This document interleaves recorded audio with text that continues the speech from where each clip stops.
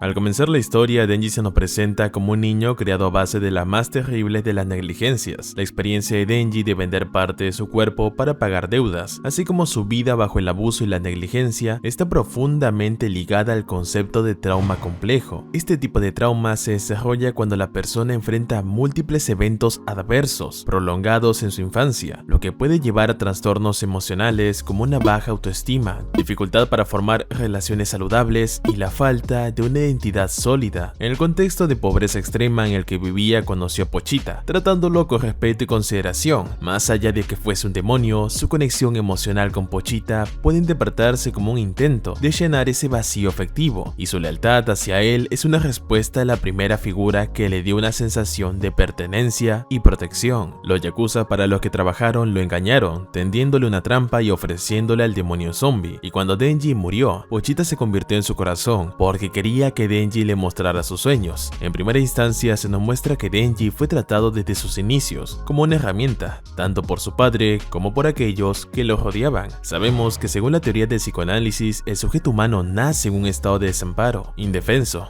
tal que es incapaz de satisfacer sus propias necesidades, por lo tanto depende de otro que lo auxilie. En el caso de Denji no hay otro que escuche sus demandas, y sus necesidades básicas no son satisfechas por nadie más que él. Con Pochita a su lado, siente por primera vez la compañía de un ser que no lo desprecia y que de alguna forma responde a su demanda más primordial, la compañía y la escucha. De hecho, en el primer capítulo del manga hay un panel muy explicativo de esto, en donde Denji comenta lo que desea soñar esa noche: comer pan con mermelada con Pochita, jugar juegos en su habitación, dormir abrazados y coquetear con una mujer. Estos deseos reflejan acciones de lo más cotidianas, que al mismo tiempo están cargadas de intimidad y complicidad. Si dejamos de lado el coqueteo, los demás son deseos infantiles que deberían estar garantizados por un adulto cuidador. Para satisfacer sus necesidades y obtener la ayuda del otro, el infante tiene que articularlas en el lenguaje, es decir, tiene que expresar sus necesidades en una demanda. Al articular las demandas en palabras, se genera un tercer componente entre la necesidad y la demanda. Junto a la demanda que articula una necesidad,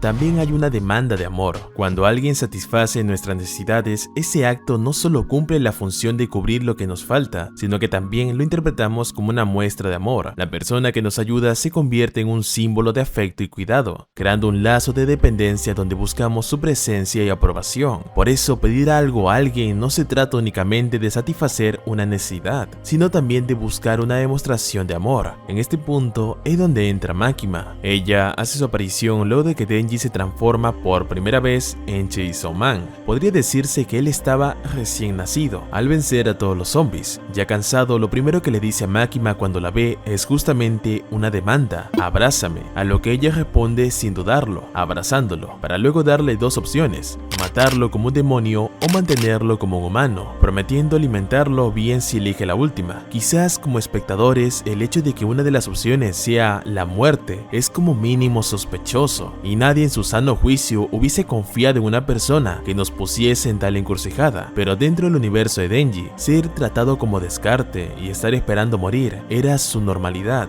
Lo extraño es que alguien ofrezca calor, comida y afecto. Bajo esta premisa seguirá todo el manga: un adolescente con un trauma muy grande, una herida de abandono de la que no es consciente y una búsqueda constante de aceptación y reconocimiento. Makima ocupando un rol de cuidadora o madre, y Denji con autoestima y números negativos. Siguiendo el manga, vemos como Makima no lo deja comer antes de hacer sus deberes y lo recompensa al hacer las cosas bien, dándole comida y diciéndole que le gustan las personas como él, marcando un precedente y condicionando. No es casualidad que Makima lo compare con un kan. Ella utiliza una de las técnicas de manipulación más antiguas de la historia, el condicionamiento pavloviano. Ivan Pavlov se dio cuenta de que al ponerle la comida a un animal, este salivaba. Cada vez que le pusieran la comida, Pavlov hacía sonar una campana, de modo que, cuando la mascota la escuchaba, asociaba ese sonido con la comida y salivaba. Estaba dando una respuesta a un estímulo. La próxima vez que escuchara la campana, independientemente de si iba unida a la comida, empezaría a salivar, que es exactamente lo mismo que hacía Makima con Denji. Primero le da una orden y luego lo alimenta,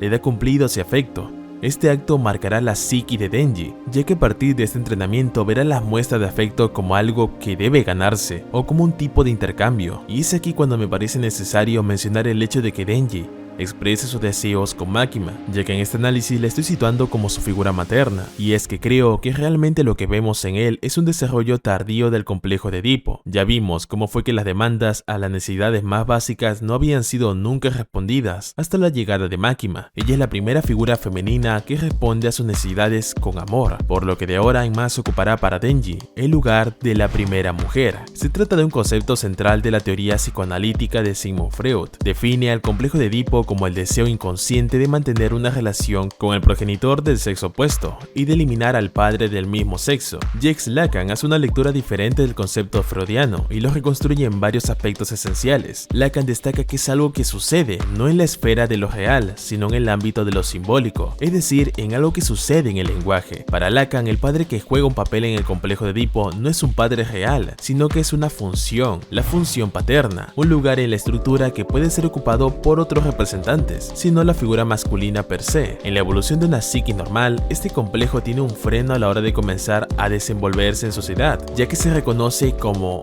malo, pero como sabemos, Denji jamás recibió educación y la sociedad lo rechazó, por lo que nunca tuvo un límite tangible que le facilite el entendimiento de que expresar esas emociones está mal visto. Lo que este complejo marcará en Denji es la relación primaria con las mujeres en su vida. A partir de la relación con Makima se configura sus gustos, lo que espera y lo que da, así como también la aversión con las figuras masculinas que se interponen entre Makima, las mujeres y él. Esto queda tipificado en su primer encuentro con Aki. También el comportamiento de Denji puede analizarse a través de la teoría del apego de Bowley, que sugiere que las primeras relaciones con figuras cuidadoras modelan la figura en que una persona se relaciona con los demás. En el caso de Denji, no tuvo una figura de apego segura en su infancia, lo que lo llevó a desarrollar un estilo de apego ansioso o desorganizado. Este estilo de apego se caracteriza por una búsqueda desesperada de amor y aprobación, lo que explica su relación disfuncional con Makima, quien responde a sus demandas de afecto de manera manipuladora. Hay un punto de inflexión cuando Denji define que su objetivo de vida y motivación es tocar senos o acostarse con una mujer. Denji llega a esta conclusión luego de darse cuenta de que antes no lo había pensado porque era imposible para él, pero ahora que tenía a Makima cerca sí podía. A mi parecer,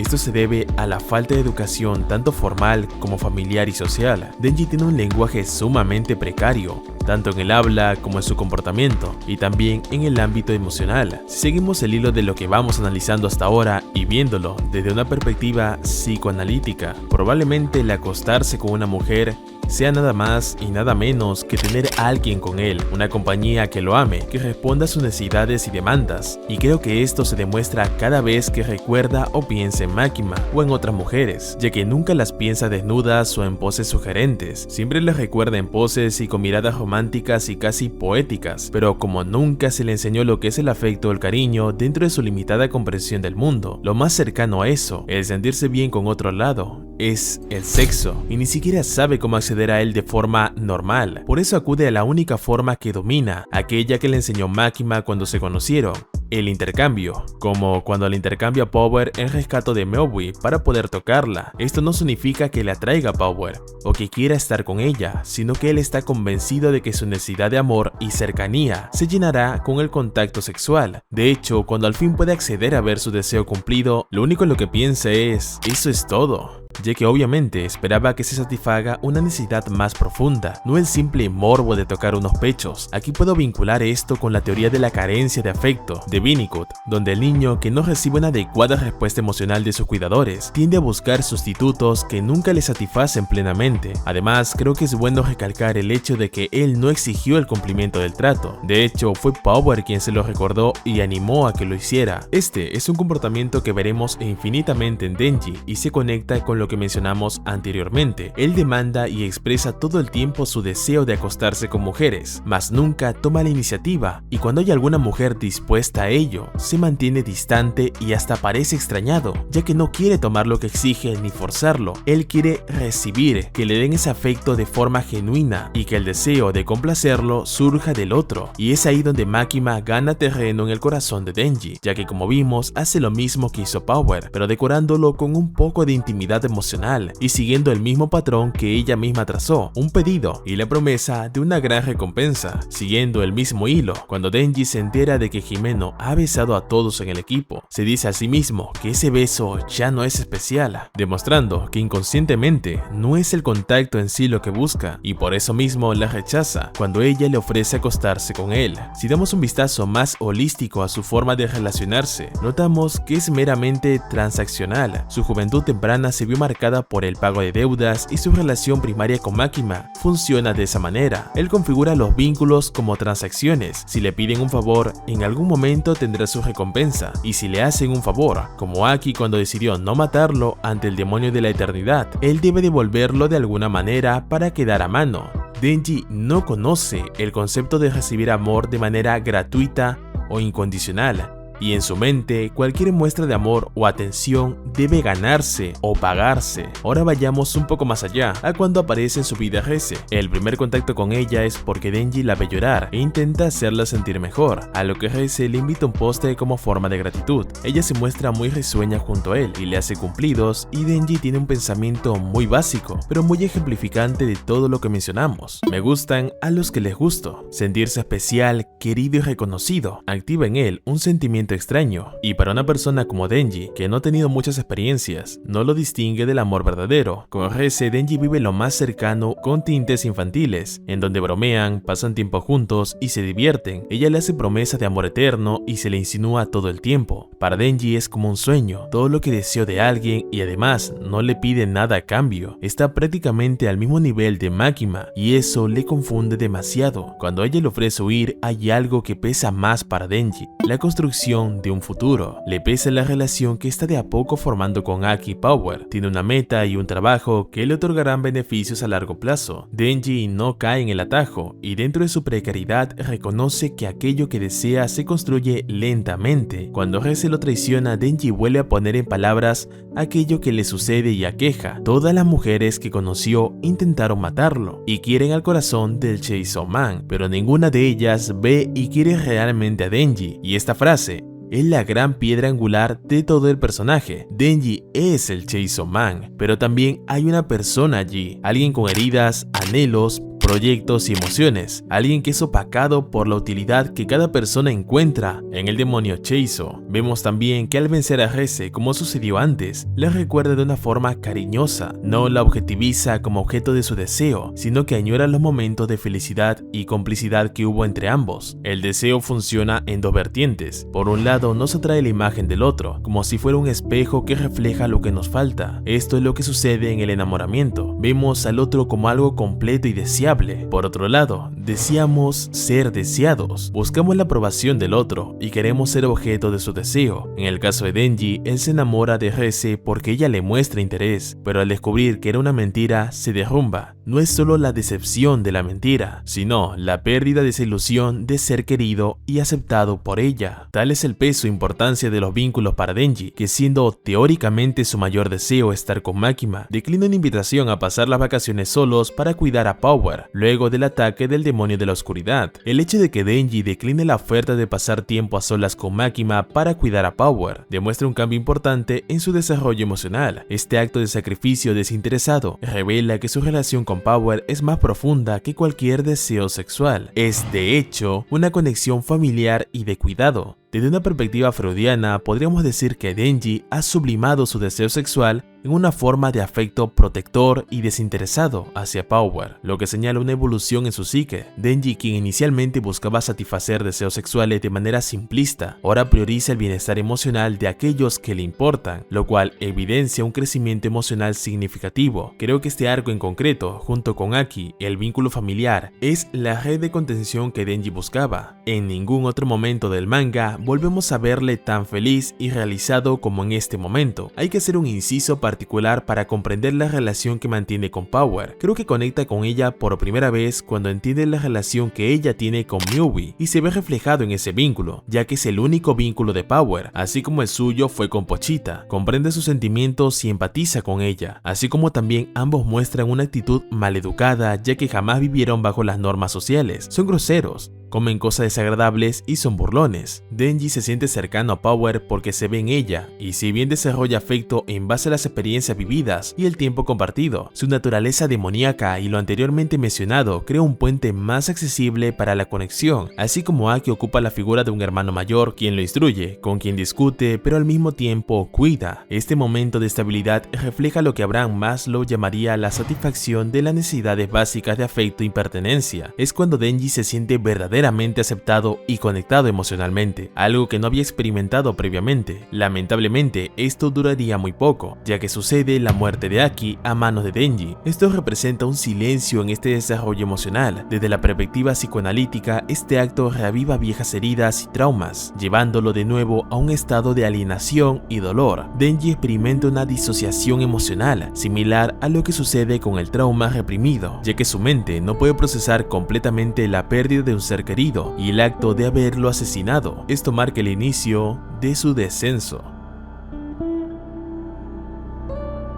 En vez de enfrentar lo que sucede y darle espacio para procesarlo, Makima aparece convenientemente y le muestra su mundo, en donde tiene muchos animales que viven a sus anchas y reciben sus cuidados. La simplicidad en la vida de las mascotas atrae a Denji, la complejidad de sus emociones lo abruma. Él está acostumbrado a ser una mascota, quiere recibir órdenes para luego acceder a su recompensa, y ese es el deseo que le demanda Makima. Ella explota a Denji de una manera meticulosa, manipula sus deseos y miedos. El hecho de que Denji se sienta atraído por la simplicidad de la vida de las mascotas en el mundo de Makima refleja un anhelo inconsciente de vivir una etapa infantil de dependencia, donde no tiene que lidiar con emociones complejas o dolorosas. Esto conecta con el concepto de regresión en el psicoanálisis, donde Denji busca escapar de sus emociones abrumadoras volviendo a una etapa de obediencia infantil, donde solo tiene que seguir órdenes y recibir recompensas, tal como lo hacía en su infancia. Makima aprovecha las grietas en la psique de Denji, exacerbadas por su trauma pasado y su necesidad de ser amado y aceptado, para quebrarlo completamente, al matar a Power delante de Denji y recordarle su trauma infantil. Al abrir la puerta que simboliza la muerte de su padre, Makima desencadena un colapso emocional en Denji. La puerta es un símbolo freudiano clásico de la represión, donde el inconsciente de Denji ha ocultado sus traumas pasados. Al reabrir ese trauma, Makima no solo revive su dolor, sino que también lo hace consciente de su impotencia. Si bien Denji no ha accedido a la educación y tiene un lenguaje muy precario, tanto en el sentido del habla como en el de comportamiento, siempre demuestra desde su simplicidad y limitaciones ser una persona muy empática para la vida que lleva. En su universo donde los enemigos son los demonios, desde su perspectiva aquellos que lo han dañado han sido en su mayoría humanos, y si bien reconoce la peligrosidad de los demonios, su empatía es igual para ambas especies. Esto no quiere decir que sea benevolente y caritativo, sino que en todas las situaciones su reacción inmediata es optar por el mero sufrimiento para todos, aunque él mismo se cuestione, luego de la muerte de Himeno, si al morir y reemplazar su corazón por Pochita, perdió su humanidad y su capacidad de angustiarse, o en sus palabras, llorar por la pérdida de alguien. El simple hecho de que se pregunte esto revela que en lo profundo sigue siendo un ser humano, emocionalmente consciente, aunque le faltan las herramientas para procesar sus emociones. Desde la perspectiva de la psicología del desarrollo, Denji no ha tenido el tipo de vínculos afectivos que le permitan entender el duelo o el dolor por la pérdida de seres queridos. Sin embargo, cuando comienza a desarrollar estos vínculos con Aki Power, también empieza a experimentar el sufrimiento emocional que surge de la despedida, lo cual lo hace más humano en lugar de menos. El hecho de que sus emociones hayan estado encapsuladas hasta este punto puede entenderse como un mecanismo de defensa del inconsciente que protege a Denji de traumas adicionales en un mundo donde la muerte y el dolor son constantes. No tiene sentido sin los vínculos que creó.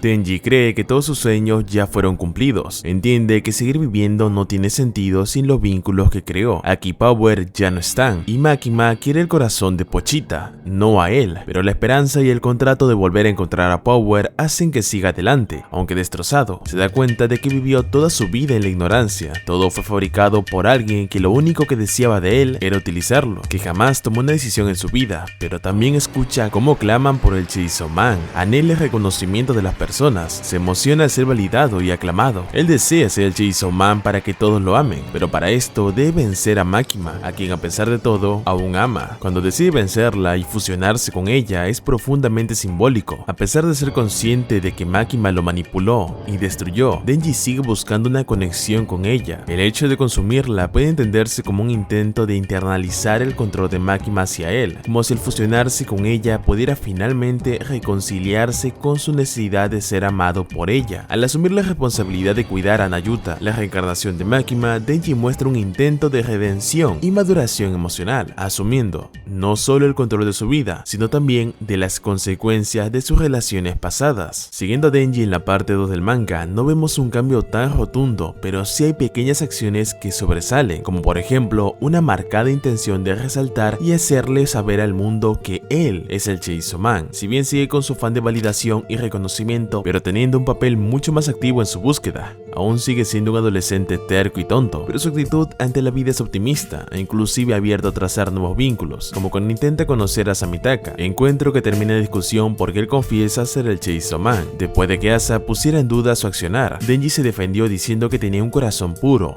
y ella, al no creer en su confesión, se volteó diciendo que daba pena. Vemos también cómo Denji lleva a cabo actos bastante cuestionables, como vender cigarrillos usados a gente sin hogar, y también venderse como silla viviente, solo para darnos cuenta de que todo lo que gana son para la futura educación de Nayuta. En este punto vemos que Denji pudo rehacer su vida de alguna forma, aún tiene deseo de formar vínculos con otras personas, quiere ser reconocido, construyó ambiciones y lo más importante, creó un hogar para Nayuta y sus mascotas, que, dato no menor, eran antiguamente de Power y Makima, personajes a los que amó, más allá de no haber tenido un hogar estable, ni familia que se ocupase de él, ni educación. Cuando le dejaron a Nayuta a su cuidado, él se aseguró activamente de que todo lo que tuvo no le faltase a ella, tratando activamente de romper el ciclo de abuso y abandono que le fue impuesto. Inclusive cuando Nayuta se equivoca, él intenta hacerle razonar por sus propios medios, no simplemente ordenarle para que haga lo contrario. Denji ha transformado su miseria en un motor para asegurar que Nayuta no sufra el mismo ciclo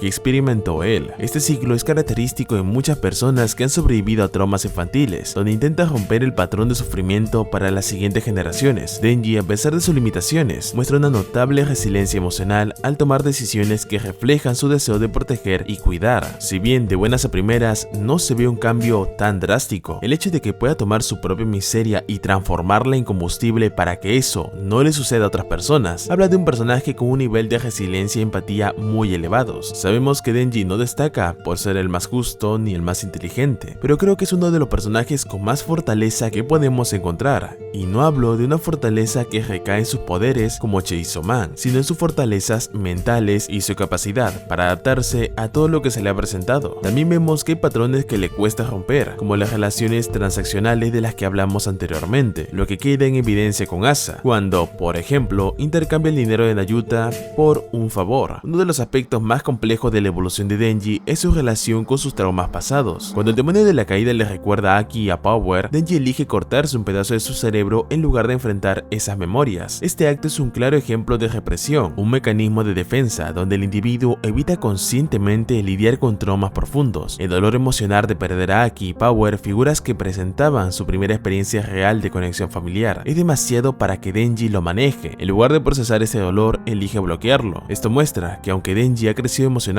todavía lucha por enfrentar los eventos más traumáticos de su vida. Que prefiera mutilarse antes de lidiar con su dolor emocional sugiere que su psique aún está profundamente fragmentada y que no ha alcanzado un nivel de madurez emocional donde pueda enfrentar y procesar esas pérdidas. De hecho, la pelea con el demonio de la caída es muy importante por la interacción que tiene con Asa. Denji intenta decirle que piense en cosas bonitas para no caer, y Asa, quien no comprende la motivación de Denji por vivir, le pregunta ¿por qué? A lo que él responde con la misma respuesta que da desde un principio, el sexo, pero aquí vemos que justifica un poco más, alegando que el sexo se siente bien, que la humanidad creció gracias a él y que todos estamos aquí en consecuencia, relacionado el sexo con la conexión humana, la creación de la familia y el bienestar, un concepto más grande que el mero morbo. Asa le grita que nadie se acostará con él por la cabeza que tiene, y esto hace que Denji caiga, lo que sugiere que su autoimagen sigue siendo vulnerable y frágil. Denji ha vinculado su valor personal con la posibilidad de ser querido o deseado, y cuando Asa niega esa posibilidad, vuelve a experimentar una forma de castración simbólica, donde su sentido de sí mismo es desmoronado por la falta de validación externa. A partir de ese evento, todo comienza a ponerse complicado de vuelta para Denji. Yoshida lo mantiene prisionero y le prohíbe volver a convertirse en Chainsaw Man. Pone a Denji en la encrucijada entre su familia o ser un demonio. El dilema que enfrenta encapsula su conflicto interno entre su deseo de ser un héroe reconocido y su necesidad de proteger su familia. Este conflicto refleja la lucha freudiana entre el principio de placer, deseo de gratificación inmediata, representada por la fama y el poder que le da ser un híbrido, y el principio de la realidad, las responsabilidades y limitaciones impuestas por la vida cotidiana y los lazos afectivos. En la escena con Fumiko vuelve a repetir patrones antiguos. Si bien ya es lo suficientemente consciente como para darse cuenta de que accede a cualquier cosa solo por el cebo que le ponen delante, no deja de hacer lo que le piden. Fumiko también tiene otro diálogo particularmente importante, cuando le menciona que ella se declara fan de Denji porque lo vio luchar y lo reconoció como lo que es, un niño asustado que peleaba con demonios que lo mataban una y otra vez, y vio la fuerza en eso. Comienza la caída y la catástrofe. La secta del Chainsaw Man empieza a atacar y se van sucediendo distintos acontecimientos que tienen como único objetivo hacer que Denji se transforme en Chainsaw Man. Queman a sus mascotas y su casa, secuestran a Nayuta, lo mantienen cautivo y desmiembran, tratan de romperlo de todas las maneras posibles, y Denji hasta ahora prevalece, pero todo esto se ve acompañado por un gran sentido de culpa y frustración. Él llega a decir que jamás podrá tener una vida normal y tener una familia porque mató a su padre. ¿Acaso se puede culpar a una persona, a un niño que actuó de la única forma que podía para garantizar su supervivencia? Es bien sabido que en la psiquis infantil es mucho más sencillo verse a sí mismo como el problemático, internalizando la culpa, porque al aceptar que el adulto es el equivocado, se pierde la fe en el mundo en sí. En un sistema mal armado, la culpa inconsciente lo sigue persiguiendo, y esto se convierte en un obstáculo para su capacidad de formar una familia y encontrar la paz. En los últimos capítulos de Denji muestra que, a pesar de su deseo constante de conexión física y emocional, no está preparado emocionalmente para el sexo cuando realmente se le presenta la oportunidad. Esto confirma todo lo que especulamos y analizamos aquí. El sexo ha sido en gran medida una fantasía que ha utilizado como un mecanismo de escape de sus verdaderos deseos de conexión emocional, algo que aún no sabe cómo manejar. Su desconcierto ante la posibilidad real de sexo y su eventual alivio al saber que Asa tiene sentimientos por él revela que lo que realmente busca es amor y aceptación, no solo gratificación física. Lo último que sabemos de Denji es que finalmente lograron quebrarlo, pero visto y considerado todo este análisis, permítanme dudar, esta obra está enfocada en romper a Denji y lograr volverlo tan miserable e irrecuperable que deba romper el contrato con Pochita y así dejar libre al Chainsaw Man. En conclusión, Denji es un personaje atrapado entre dos mundos, el de la destrucción y el de la redención. A través de su viaje se le presentan constantemente oportunidades para sanar, pero el trauma sigue marcando su capacidad de conectar de manera genuina con los demás. La obra Chainsaw Man es una explotación brutal de la psiquis humana bajo el peso del trauma, la soledad y la manipulación, y Denji, a pesar de todo lo que ha vivido, demuestra una increíble fortaleza mental. Su historia no es solo una lucha contra demonios externos, sino también una lucha interna por encontrar el equilibrio entre su necesidad de ser amado y su capacidad de amar, sin ser destruido en el proceso. Aunque Denji ha crecido, su camino hacia la recuperación emocional y el sentido de pertenencia está lejos de haber terminado. Ahora te hago una pregunta: en un mundo donde la muerte y dolor son constantes, ¿tiene sentido vivirlo sin los vínculos que creaste? Si llegaste hasta el final del video, muchas gracias. Este ha sido posiblemente el video más complicado de todo el canal en años. Es un video con mucho esfuerzo, tanto en guión como en análisis. Si eres nuevo, te invito a suscribirte, ya que a partir de ahora empezaré a hacer análisis de este tipo, de animes completos. Si quieres apoyar esta sección de videos, no olvides compartir y suscribirte. O si quieres apoyar aún más, puedes volverte miembro del canal, para así poder costear la edición de estos videos. Sin nada más que decir, yo soy Gantic, espero te haya gustado el video y nos vemos en el próximo. Adiós.